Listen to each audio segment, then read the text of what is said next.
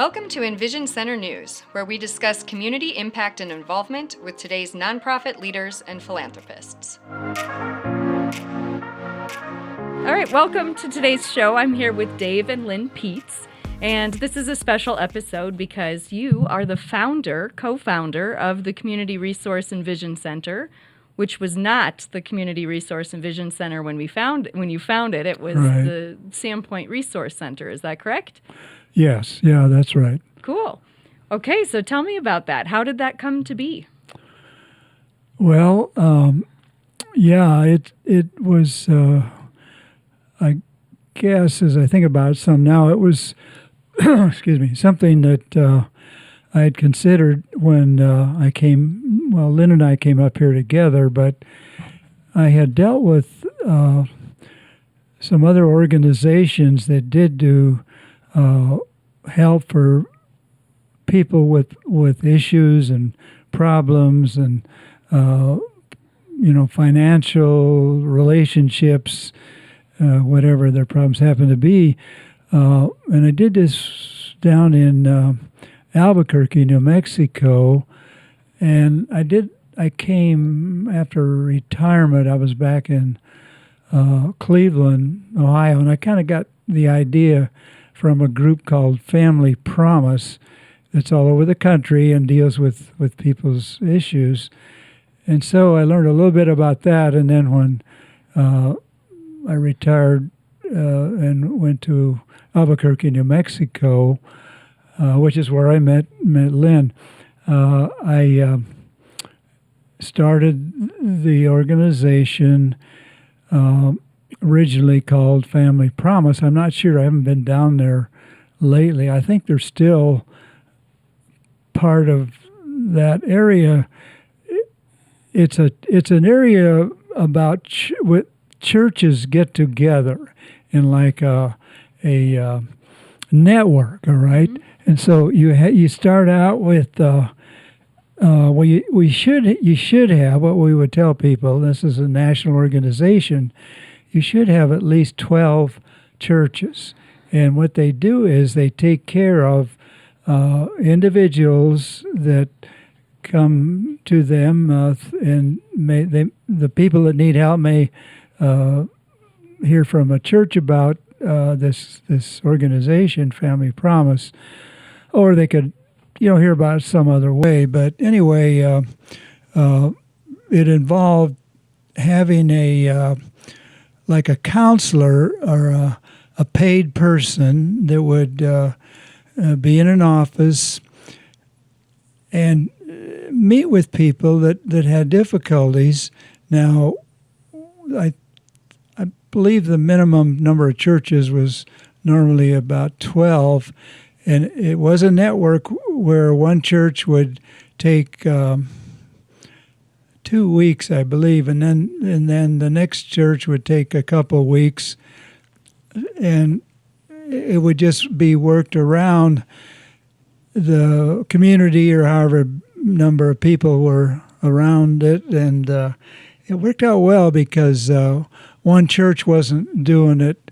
They would do it, I believe, like 2 weeks, and then it was switched to another church, and then there wasn't the too next much one. Burden on So it wasn't all put on one church to go for a longer time.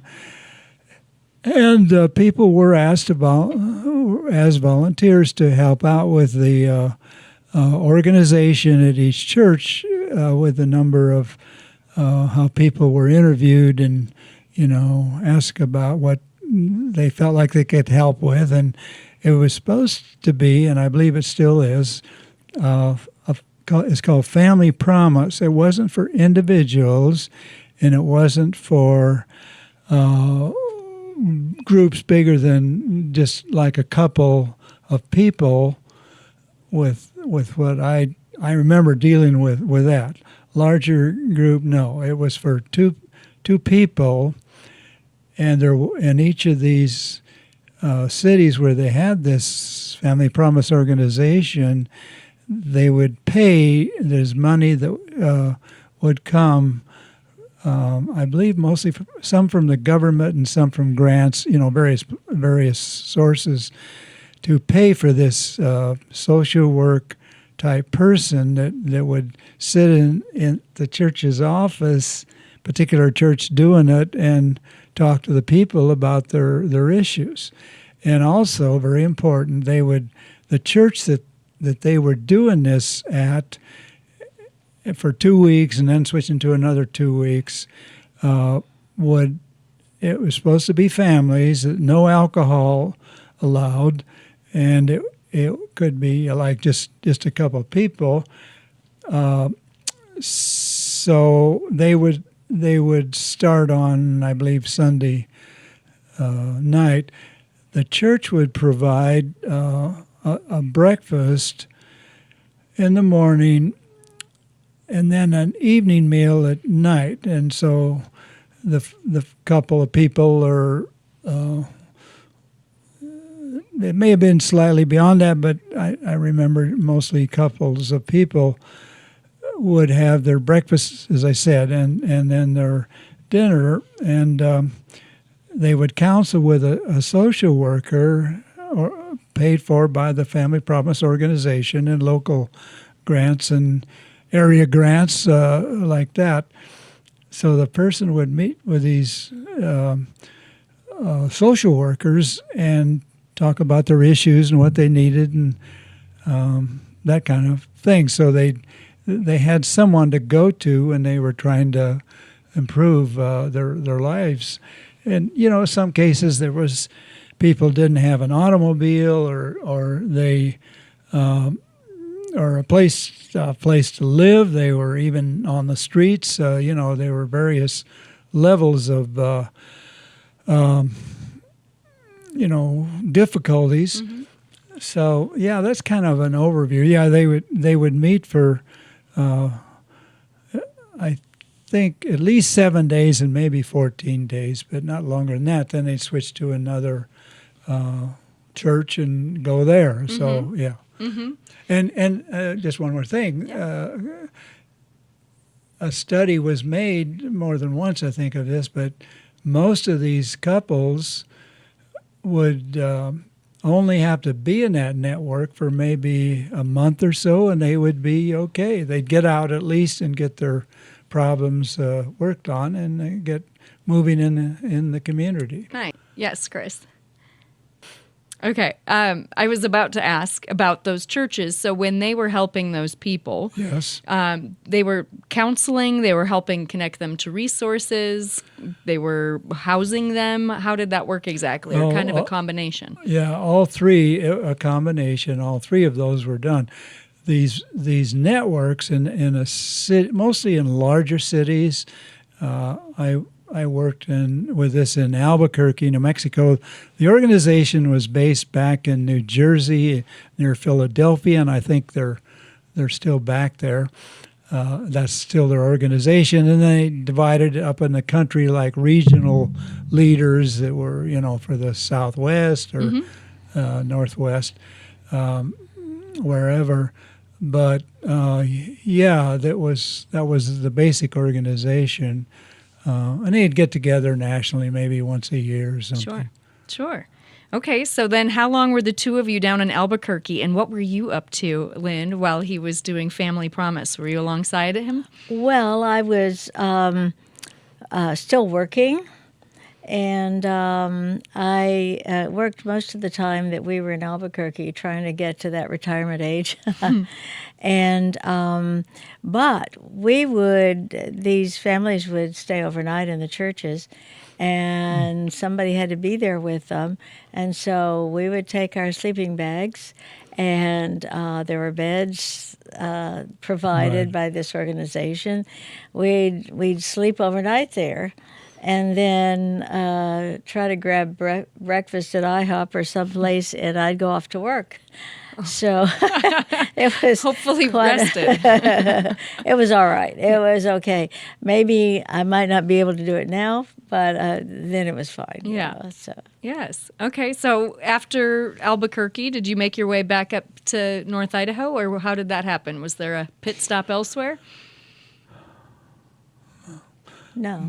No, I just did the network stuff for a few years, and then I quit doing that, and then Lynn and I met, and we got married, and then came up here. But my background was engineering and business. I got a degree in business from Eastern Washington University and studied chemical engineering at University of Idaho. So I was not any kind of an expert in this thing at all, but I learned a lot from taking some courses, from going to some meetings, particularly meetings where there was people that worked for these groups. Like there was a person from Spokane, and I had worked as a kid for the utility there, and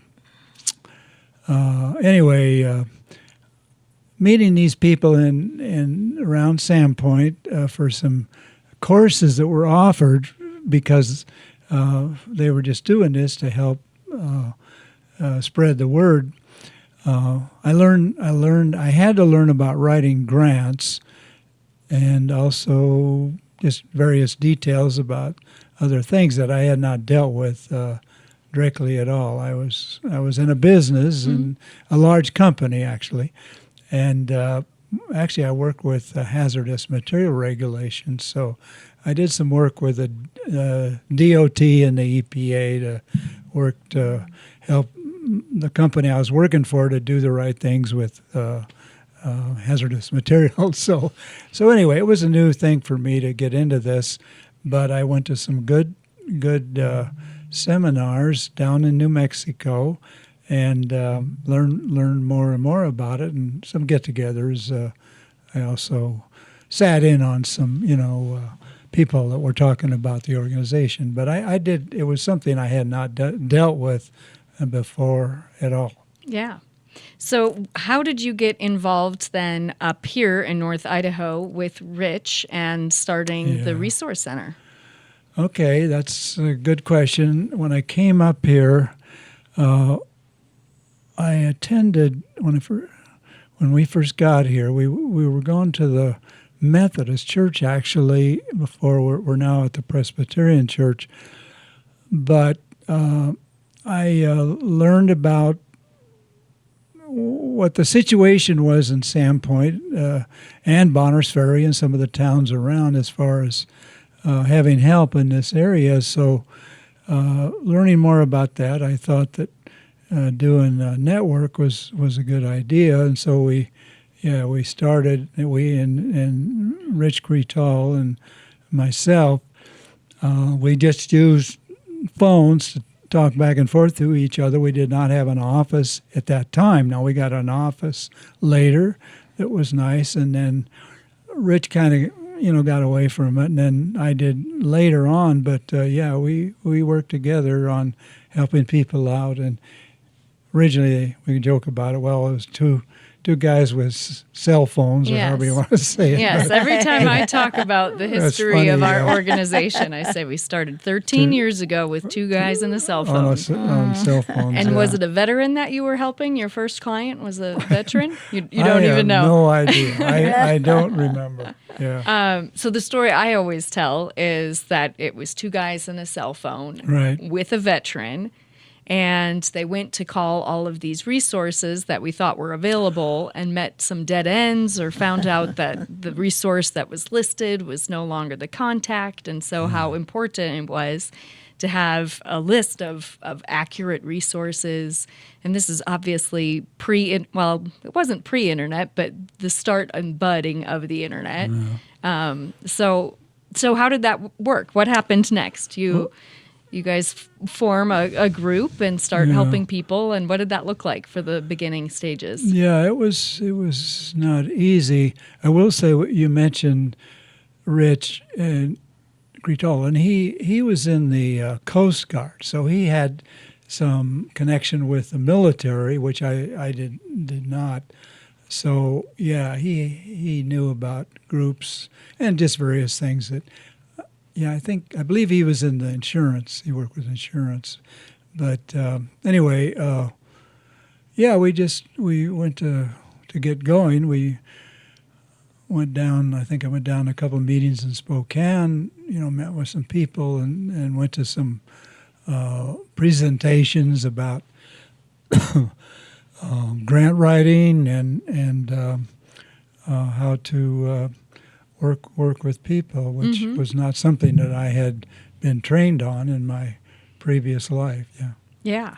I know. It's really interesting. I mean, all of these nonprofits are businesses with the tax favored status. So I'm sure that was a very big benefit to have been in the business world. And I don't know, engineers don't always have the best rapport with people, though.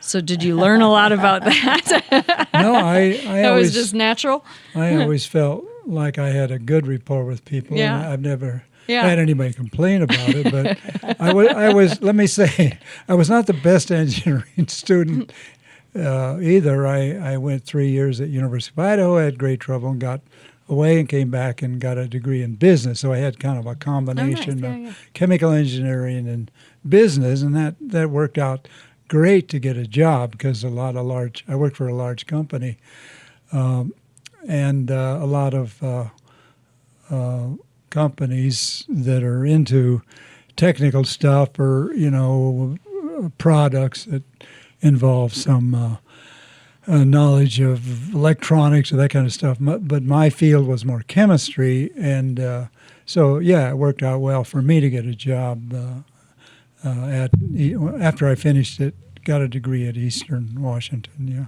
Nice.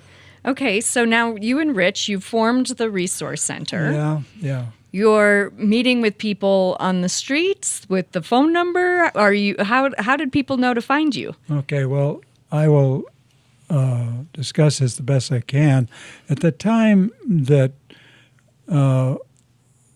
we started it, Lynn and I were going to the Methodist Church for a short time, and this Rich Cretal came up to me one day and said, "Could we work together on this kind of help for people?" And I guess maybe at first I was a little reluctant, but I agreed to work with him. So we just at first we didn't have an office, and that's why we were making phone calls, and we got to know some of the organizations around the community that were already doing some things for people and that kind of thing. We had to learn about what's here already before we could go out and do much on our own. But I think we learned it pretty well, and I learned about writing grants, and I thought that was kind of interesting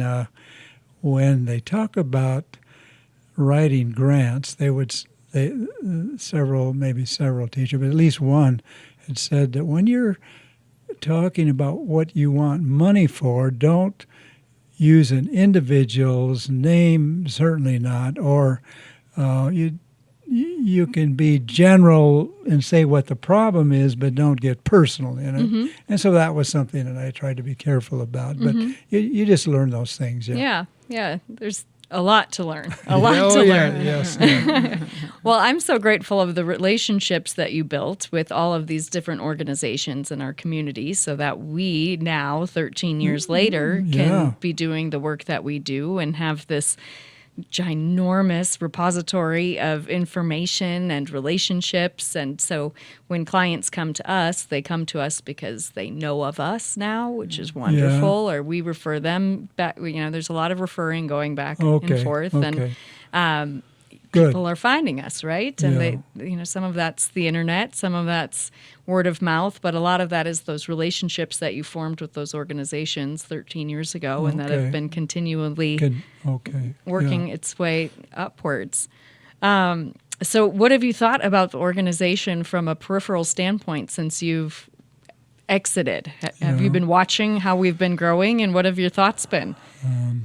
Well, I've watched for information in the newspapers. You've had some articles, I believe, about that I've seen about your organization, and so I just observed. I didn't do any special investigation. I did come to your place here and learned a lot from that. But yeah, beyond that, I didn't go out and talk to people that you'd worked with. No, I didn't do that. Yeah. So. Yeah. How, Lynn, were you involved in all of this? Were you a standby, or how did that look for you? Well, I think I was probably more a standby. At that time, I was on the board of NAMI. Okay. And so I was busy. Yeah. And we'd just come home and compare notes and all of that. So, yeah, I wasn't directly involved, I would say. Right. It was mostly Dave's thing. And, yeah, I just kind of watched it develop, and it's kind of amazing.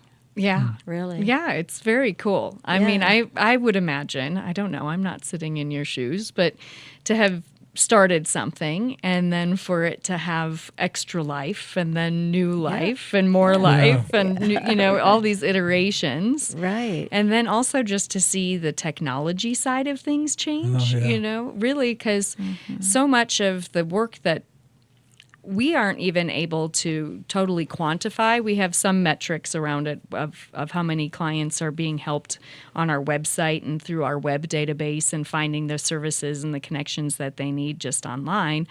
But it'd be very interesting to know the real data on that, to see how many folks are being assisted in that way. And that's such a longevity tool too that you guys have laid the groundwork for, and so we've made it a goal of ours to have 80% of our community know who we are. I think right great. now we're Good. probably at like Good. 8%. It's not good. It's boy. not good. 8%. I had the opportunity to go speak with our Quilters Guild in Sandpoint the other day. There's 85 women in that group.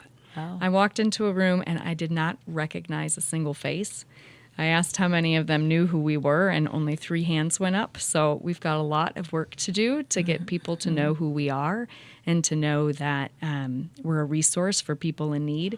It kills me when someone's sitting on a corner and has a sign out and needs assistance, or we turn a blind eye to people that need help, because we're here, we're waiting. We have resources, we have opportunities for those folks, and I don't ever want people to look away because they don't know how to help them. I want them to know about what you guys have laid the groundwork for and how we have these answers and connections for them. Yeah.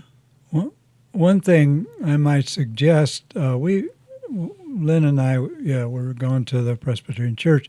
There's also an adult Sunday school class there, which has been a very good class. People that are doing a lot of work in the community and belonging or working with different organizations. You might talk to, Donna is the name of the secretary over there, and Andy Kennelly is the minister, but you might check with them. It would be good, in my opinion, if you could go over there, or someone that knows about what you're doing, and talk to that Sunday school class. Yeah. So things like that, or you could even maybe Definitely. find some Sunday when there's a core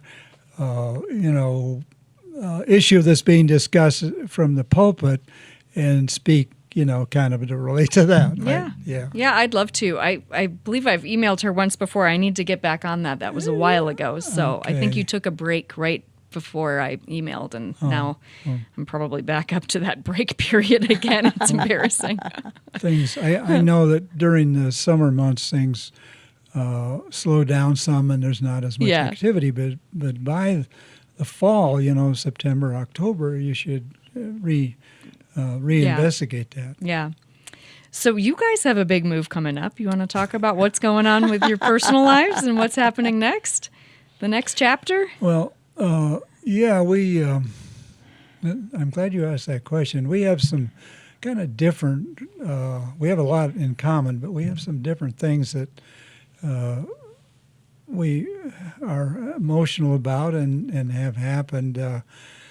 In my case, when we came up here, I did not want to move back to Bonners Ferry because I just felt like Sandpoint was a better place for both of us to get to larger communities and that kind of thing. But anyway, I've lost at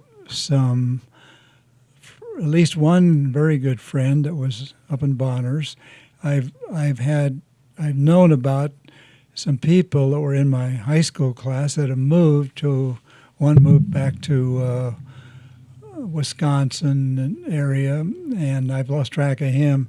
So it's like I don't have quite the personal connection that I used to have here. That anyway, and we have been down to Colorado, and Lynn's got her daughter down there, and I really liked it there, and I think we'll work things out very well. Yeah. Good. Good. Well, you get to be by your daughter, which is fantastic. Exactly. And I also have a brother there. Oh, nice. And grew up going to summer camp there. So it's kind of like I know the place. Yes. Where in Colorado is this? Well, it's Denver area. Littleton is where we have a contract on a house. So, okay. Yeah. So it's kind of like a new beginning. Mm-hmm. And, nothing ever stays the same. Constant change. We felt welcomed by people that Dave already knew here. But like he says, things happen over the 16 years we've been here, and it's different. Yeah. And so I think it's time. We also came here hiking. Mm-hmm. Yeah. We were in a hiking group, and Dave did Scotchman Peak, I don't know, 3 times. Yeah. Nice. And we were on the go doing all that stuff. Mm-hmm. And then, things do change. You woke up and you're like, we're not doing that anymore. We're not. Can't hike up high mountains. And I really appreciate the natural environment and it's beautiful. Animals and birds and I'm not into fishing much at all, but just nature in general. Yeah, well, I heard they have nature in Colorado. I think they do. Yeah, we're looking forward to that. Yeah, We are. Yeah. Fantastic. Fantastic. Well, is there anything else you'd like to add to the podcast before we end for the day? I don't know. Not that I can immediately think of. I could mention one thing. Yes. Dave was spending a lot of time in the very beginning of this organization working on getting a 501c3. Mm-hmm. And he, one time he said, how much do you really want to know a woman in Cincinnati? He was talking to this one IRS woman over and over and over. And it's like, not again.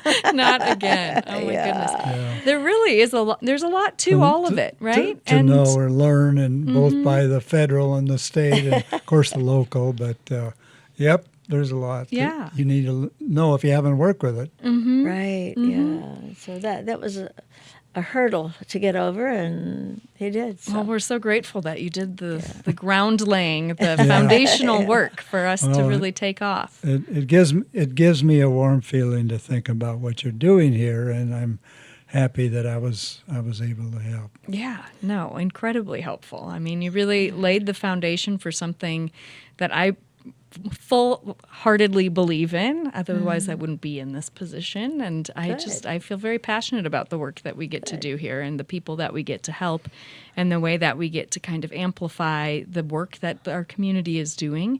We live in such a crazy place that has 3 times the national average of nonprofits. It's like, why is there so many people doing such great work here? And how do we kind of collectively assist those efforts and make them really sing? And so I'm looking forward to making some even bigger splashes with the EnVision Center and trying to wrangle some of these organizations under one roof and making this a bigger, better, larger initiative that has some serious impact for the future of our community. I'm excited about where this can go. So. Yes, well, we are too. We are We'll too. have to keep. You'll have to let us know when things happen. And Yeah, all of keep that, opening your newsletters or listening to the podcast. Yeah, there you go. That'd be great. yeah. Yeah, if you can keep us on your internet. Yeah, absolutely. Newsletters, whatever will help to, get the word out. Yeah. Yeah, absolutely. Absolutely. Yeah. All right. Well, thanks for being our guests today.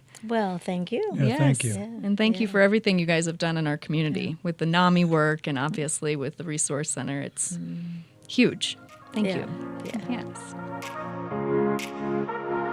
Thanks for listening to today's episode. For more information, you can go to crecidaho.com. Please like, share, and subscribe. We'll see you again soon.